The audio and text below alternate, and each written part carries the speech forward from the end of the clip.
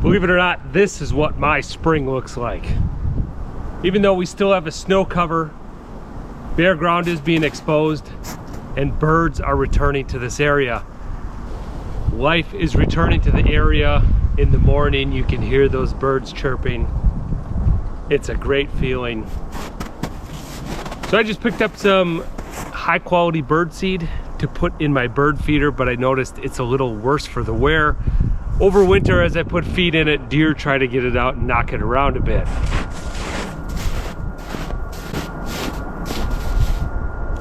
It's a little wobbly.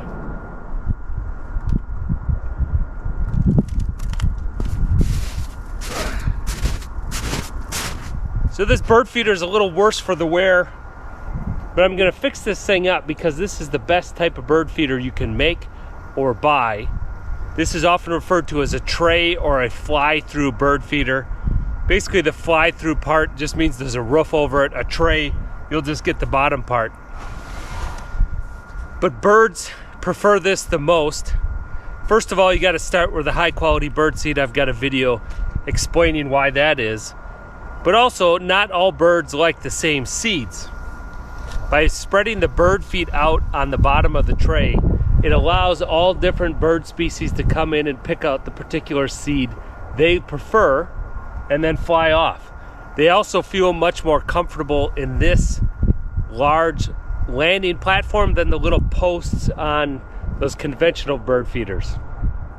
Those bird feeders might look cute, nice tube, you can see the seed in there, you think it's going to attract birds, but in reality, most birds do not feel comfortable feeding at those bird feeders, and you'll just end up with rotten bird seed in that tube. They're not very popular.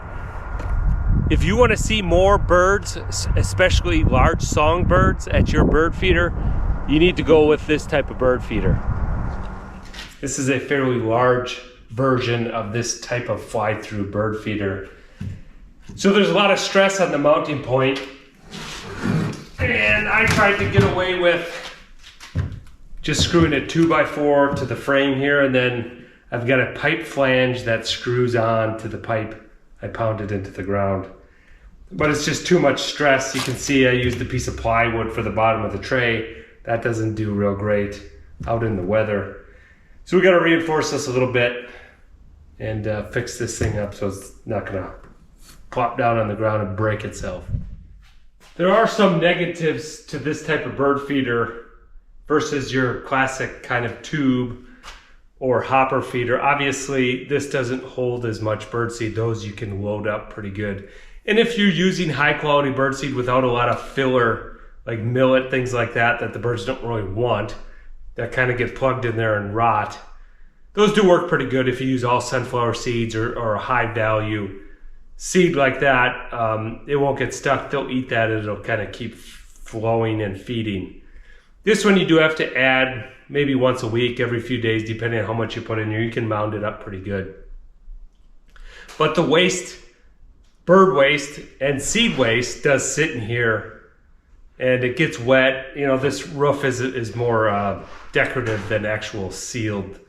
Water can get in there, and of course water, rain and snow can blow into here. And inside you kind of get this packed in bird seed. Now the birds don't really mind this. You can just put new seed over the top. Normally about once a month I take it down, scrape it out, clean it out, so it doesn't build up too much. It's hard on wood, obviously. That mat or that fibrous material holds water and then makes the wood rot. So some of the better tray feeders and even fly-through feeders have perforations in a metal bottom or plastic bottom, so that doesn't happen. When it gets a little nicer out this summer, I'm planning on building another one and incorporate some of those advantages or some of those features so that the bottom stays drier, maybe a little more overhang, a better sealed roof. And to keep this drier, and then on the screen there, do some sort of a metal or plastic material that doesn't rot and then lets that moisture out through the bottom. But this is what I have right now, and I think it looks kind of rustic, has some little character to it.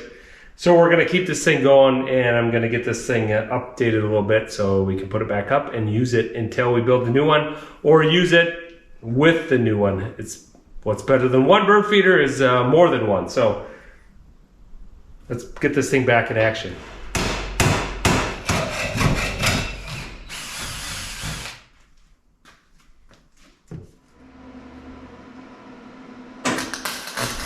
We've got our bird feeder all fixed up.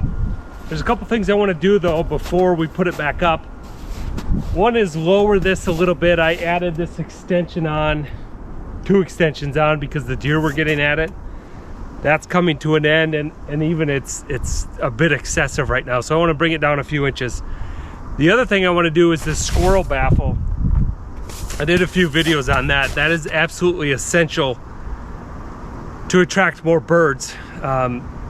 Even if you don't mind the squirrels eating your seeds, they're going to spend all day up there and scare away the birds. So you need a protected environment so the birds feel safe to attract more of them. If you get squirrels coming and going constantly, it doesn't work very well. So the squirrels obviously hate this because it keeps them from getting free food.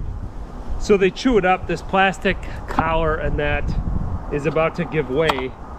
But because I added this extension on, so if I separate this pipe, I can basically put this squirrel baffle here and allow that coupling to hold it in place and not rely on the plastic collar that comes with the squirrel baffle.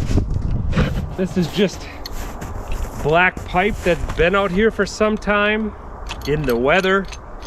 So we'll see if we can break this thing free. It's fairly rusted.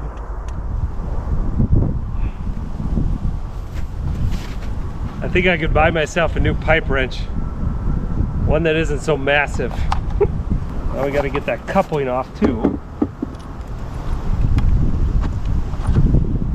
Since it says it's at a good working height now with all that off, so I'm gonna pound it in another few inches. It's kind of wobbly here anyway.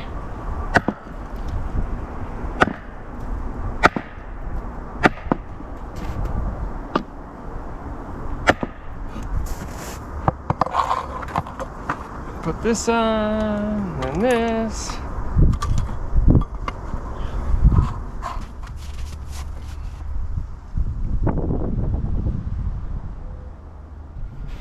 Now, not only do birds like to perch and feed from this type of feeder, but the real beauty of this feeder is that all of this seed is available for them to peck around and find the exact seed that they like.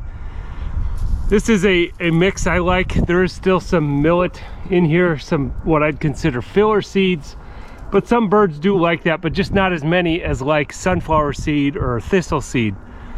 So there is some in there available, but it doesn't make up the majority of it. And you can see there's some hulled sunflowers, some regular sunflower, and Niger thistle seed. Birds such as finches really like that thistle seed and not much anything else. So on a normal feeder, they would come pick in here, eat all the thistle seed out, and then just leave when no more is available. But in this, they can kick around and find whatever's available, and it really is the best to attract the most variety of birds. I want to thank all of you viewers who have subscribed to my channel over the years. And if you're not subscribed and you found this somewhat interesting, or you feel sorry for me, please consider subscribing to my channel. Thanks for watching. Adios.